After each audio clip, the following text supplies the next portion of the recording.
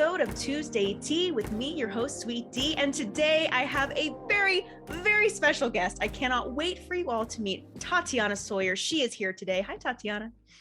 Hi there. Thanks so much for having me on. Of course. Tatiana was actually a guest on my other podcast where I co-host with Rory Carruthers, the Big Picture Business Podcast.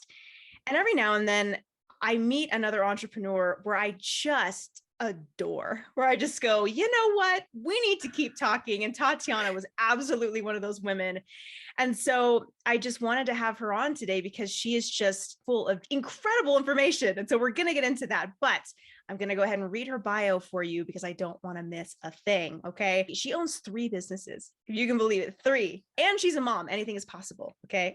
So we have to start off and say that. As an author, podcaster, and business owner, Tatiana Tsoir, CPA and founder of Linza Advisors, is much more than an accountant. She's a numbers expert with over 15 years of experience helping entrepreneurs and business owners become the boss of their bottom line. I love that. Tatiana is now committed to sharing her expertise with a broader audience to empower those overwhelmed and confused with running a business so they can make money doing what they love. Yeah. So hi, thanks for being here again. Thanks. Yeah, thanks so much for bringing me on. I love chatting with you. I think we have a lot of different things in common and want to serve people. So yeah, here I am. Absolutely. That is the overall, the big picture message, right, of this podcast really is to continue serving people who want the information, right? Tatiana, you have your own podcast. It's called Talk to Tatiana. And you recently launched an episode talking about how the best type of entrepreneur is really a mom who is an entrepreneur, because there's no stopping these mamas when they finally have something that's for them. And you being a mom, can you give the listeners a bit about your story and how you knew that you wanted to really be an entrepreneur? Sure. So everything I do is typically planned. And so I planned to get pregnant at a certain month because I wanted to have a child in a certain month, stuff like that. Anyway, anyone who knows me would say, oh, I'm not surprised. I actually was forced into entrepreneurship when I was younger, when I just was working. I was actually going to school full time and working full time, but I didn't work full time for one company because I wanted to finish quicker for licensing reasons. I started taking classes to be able to graduate before a certain cutoff date. And so because of that, I needed to make choices. And so one of those choices was to have to leave earlier on certain days and sometimes come in later on certain other days at work. And so my work said that it's not going to work for them, and which was fine. I found small businesses that didn't need a full-time bookkeeper, that needed someone a day a week or a day a month or 2 days a month or a combination of pretty much any sort of setup. And so they didn't need someone full-time, but they also were willing to pay a lot more for someone part-time to do their bookkeeping. And so I kind of was introduced into this world of being your own boss early on. And so later when I graduated, I needed to get experience for my license. I wanted to be a CPA. And so I knew that I had to work for somebody else. And that even thought of that was daunting at the time. I didn't know why, but I was just thinking, and I was getting depressed as I was thinking about it. And so, but anyway, I got the job about a year after I graduated because I graduated in the middle of the recession. And so I took that time to take the exams, to be ready for the license. And all I needed was the experience. So I loved the firm that I joined. It was a small accounting firm in New York City. I loved being in New York City. The firm was in Times Square. So even though it was kind of annoying to walk through tourists, in New York City, it still was fun because I was in the middle of the greatest city in the world. And so it was fun experience. Everybody was really nice. I was getting hands-on experience in taxation and tax preparation and everything else. But I knew 6 months into it that I'm never going to want to work for somebody else ever again. And so I kind of stuck with it for 2.5 years. But then as soon as I got pregnant, as soon as I found out, next day I gave notice. Okay. That fast, like I'm done. We're moving on. Exactly. Yeah, exactly. And so I gave notice, and I knew because it was in December, it was the end of December. And I knew that the tax season was coming and tax season was stressful, Saturdays starting January and stuff like that. And so I thought, you know what, I don't want any of that. I don't want my child to go through that stress. And I always knew that I would want to be my own boss anyway. So it was kind of the next step. And so I took that leap of faith into myself, and I've had a few clients at the time, bookkeeping clients, but I started offering tax services. I started offering advisory services because I've worked with small businesses at the time. And so it really clicked for me, and I haven't looked back since. I love that. I love that you just made that very clear decision. Like, nope, this is it. Moving on. New York City. Let's talk about that for a second. So you're still in New York, right? In New York and the suburb. Yeah. Okay. Because every post I see on social media, it's always like favorite city, some gorgeous view. I've never been to New York. I've been to a lot of places. How have I never been to New York City? And everyone says it's the best city in the world. I'm like, well, okay, one day I'll go. Maybe I'll see you. I'll take you out for tea on a Tuesday. Absolutely. Absolutely. Let's do it. I'd love that.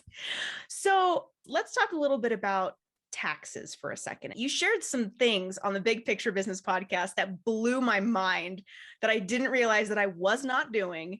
I've now put them into action, and my CPA was like, oh yes, we could have been doing this the whole time. And I thought, why didn't you tell me? So it's amazing that you offered some tips. So if you wouldn't mind offering a couple of tips for business owners who have children, what are some recommendations around tax law and all that?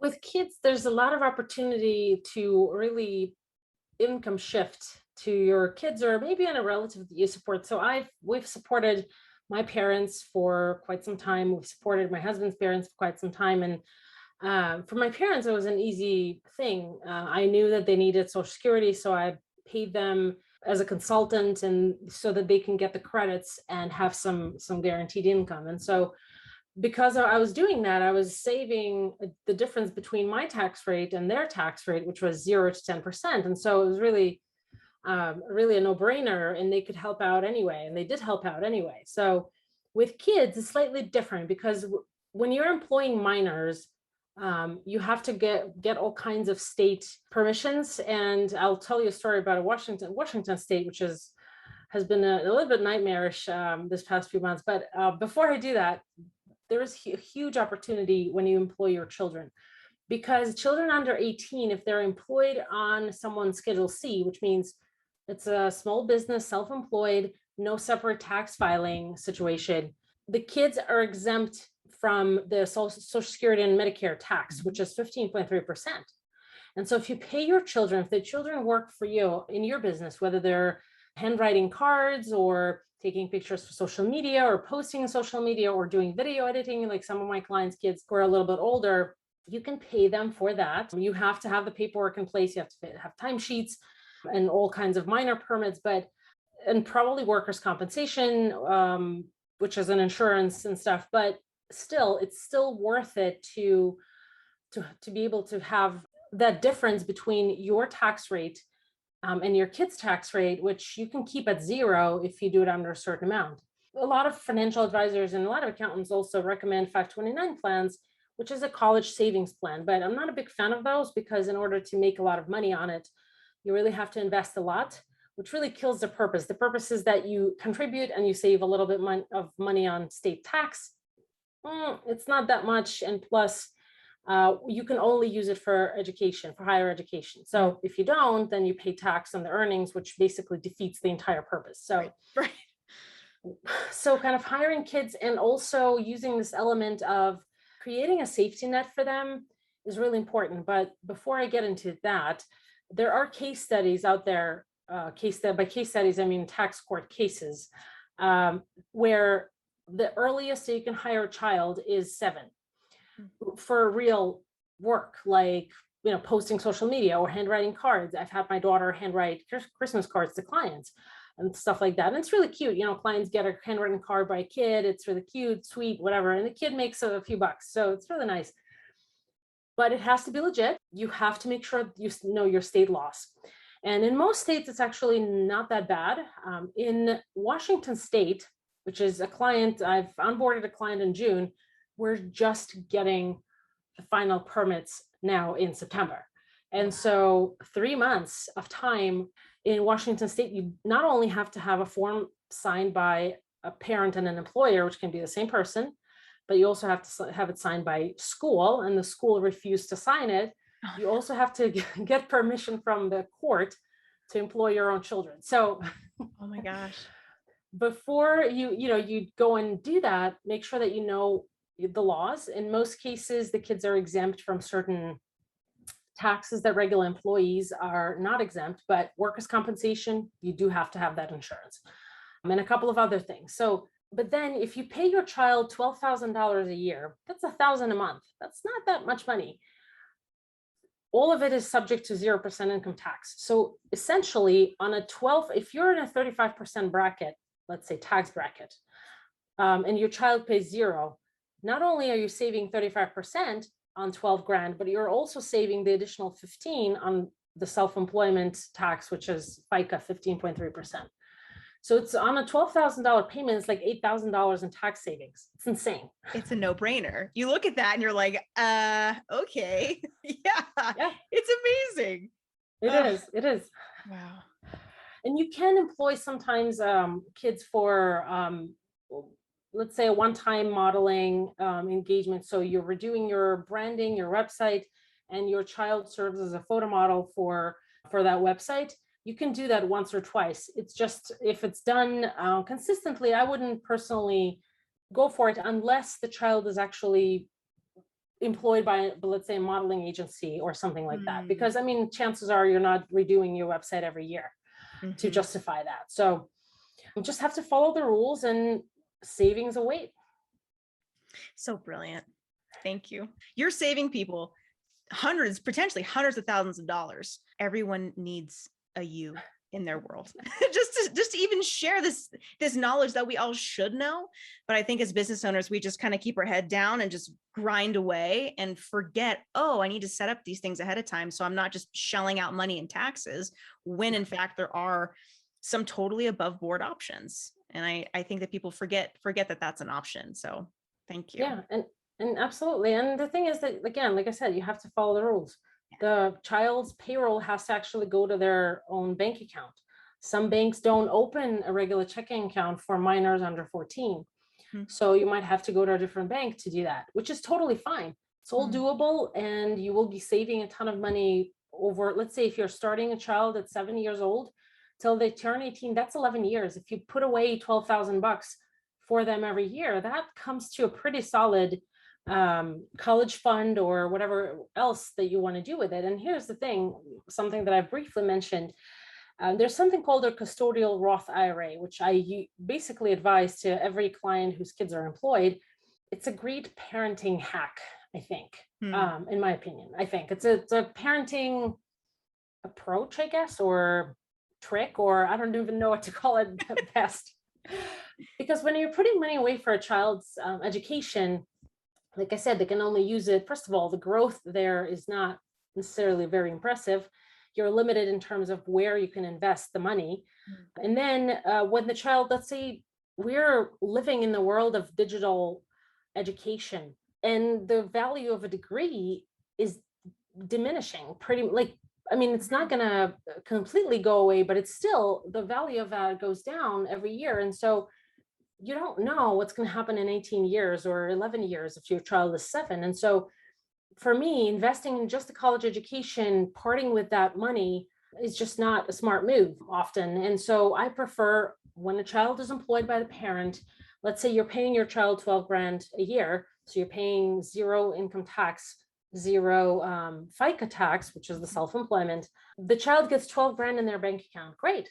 So out of that 12, you can use 6,000, that's for this year, 2021, you can use 6,000 to put away into a custodial Roth, which basically makes that money forever tax-free. Amazing. And so at 18, the child takes possession of that account. The child owns the account, but if they take it out for an improper purpose, let's put it this way, they'll pay a 10% penalty. So let's say they take out 5,000, they'll pay $500.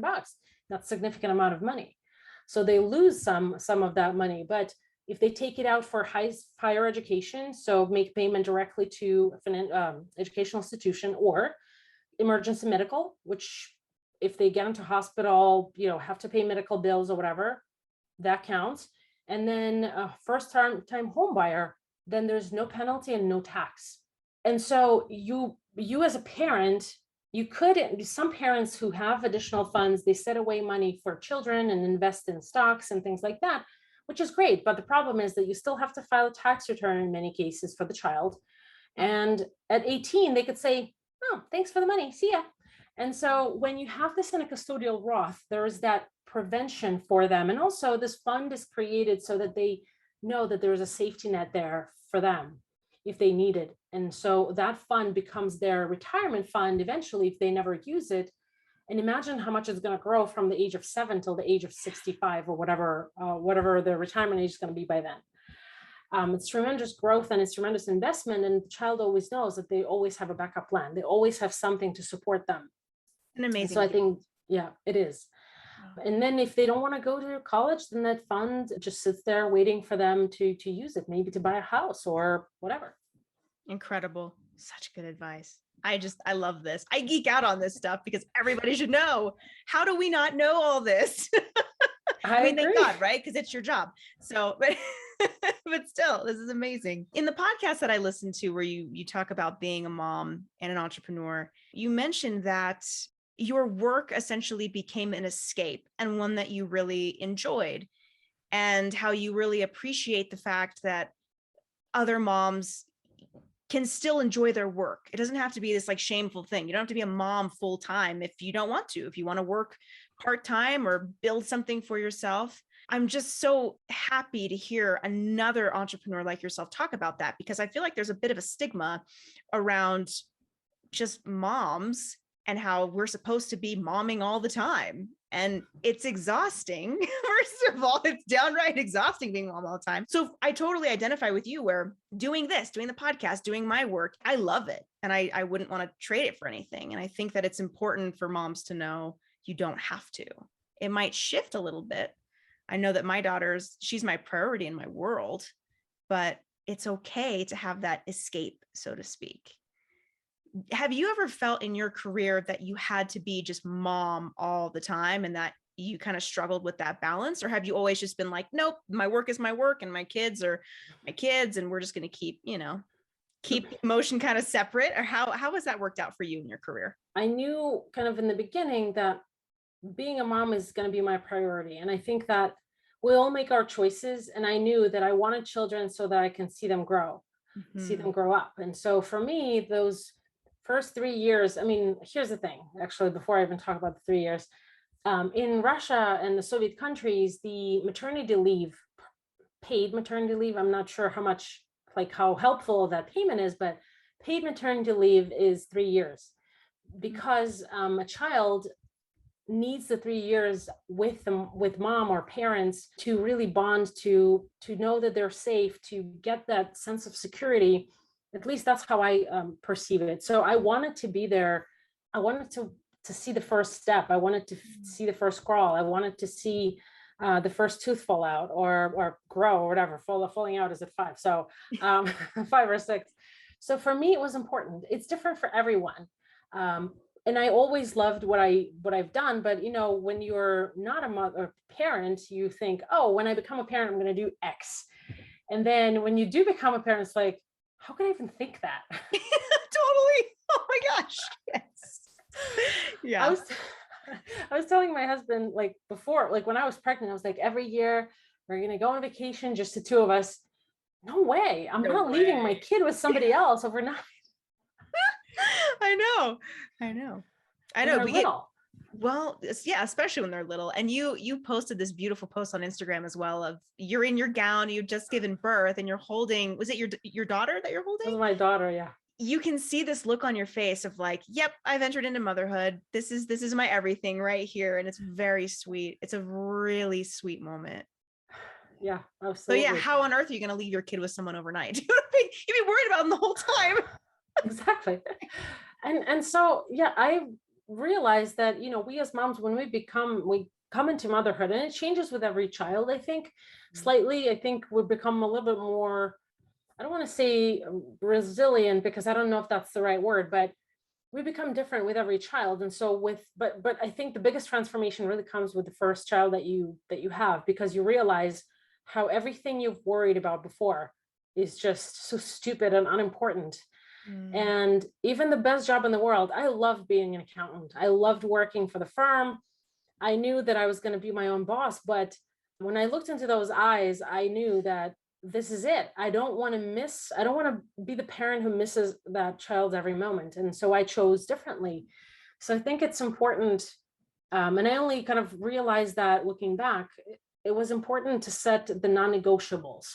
For me, the non-negotiable was to watch my child grow. And so because I'm in a profession that actually allowed that, and I've had clients, what I did was I would watch her during the day. Then my husband would get in from work around 4, which is still very early, and fortunately so.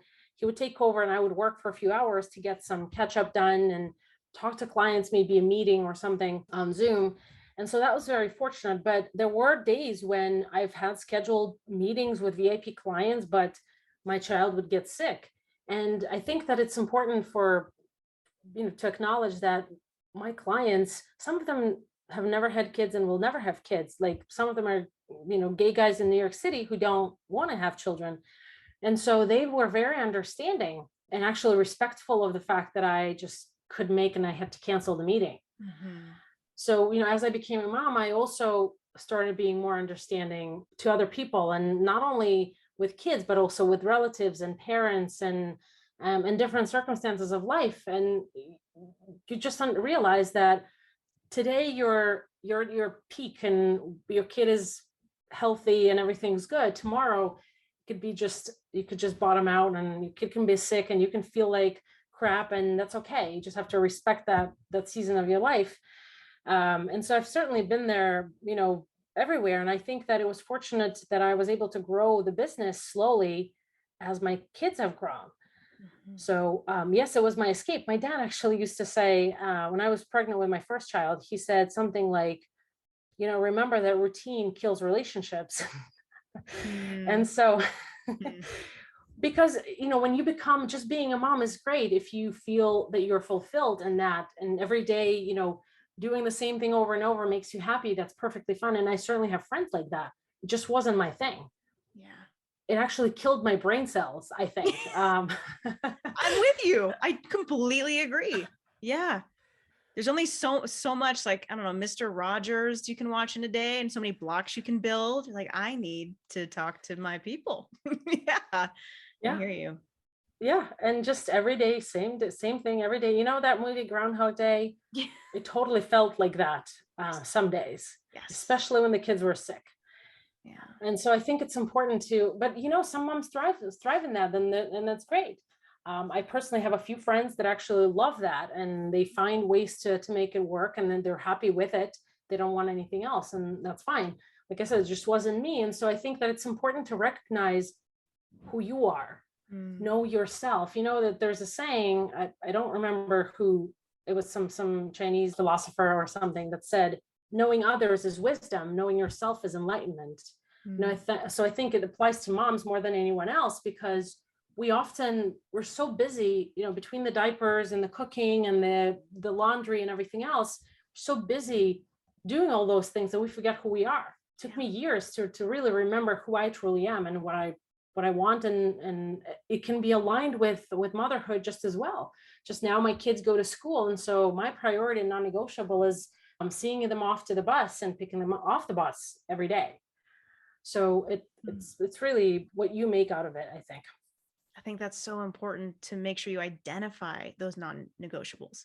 Here's what I'm doing, and I'm still going to make sure the kids are safe and fed and happy and everyone's good. But I think it's so important to not feel ashamed, to also enjoy not being around them all the time necessarily, and to be able to enjoy your work. Yeah. Well, this is so lovely. You're the best. Thank you so much for sharing just a little bit about your world and what you do. And I know that you also very graciously have a giveaway for our listeners. Is that right? Yeah, absolutely. So, as a part of the book launch, I've developed a side hustle to business checklist. So, it's something that's very foundational that I believe every person who wants to make money and do what they love has to have and treat it as a business. And so, the reason it's called side hustle to business, which is really more of a hobby to business, is to really treat it as a business. And by that, I mean making decisions and looking at everything and really taking the emotion out of it. A lot of visionaries bring their vision and emotions, but it's important when it comes to the financial decisions of a business, it's important to keep those out of the equation and really look at the entire picture. And I think that I've developed this checklist to help someone get a jump start. So we talk about things like the entities, make sure that your entity is selected not just by Googling, but also that you actually know where you're going with it and what are you going to do when you get there. And that's okay if your plans change along the way, you can always make adjustments, but knowing that will empower you to later pick up the sign when something's changing so that you can actually set other things in motion to be sure that you don't overpay tax, that you price it right, and really skip all of those little mistakes and things that you're not sure about in your growth process. Brilliant. Helping everyone fast track. I love it. That's awesome. I will be sure to have a link in the show notes for that giveaway. And if you are interested in her book, Dream Bold, Start Smart, where can they pick that up? Your finest retailers, Amazon, Barnes and Noble, and a couple of others. You can get it. Of course, if you buy it on Amazon, please leave a review, because this way, when you leave reviews, Amazon promotes this to other people and allows them to discover my book as well. Excellent. Thank you so much again for taking this time. This was lovely. I know I keep saying it, but I just really appreciate you. So thank you. It's been such a pleasure, Dominika, always to talk to you, to be on your show. And you're doing a great service to women and to moms. I think it's important to support each other on this journey. Thank you. All right, that's it for this week. I'll see you guys next time. Bye.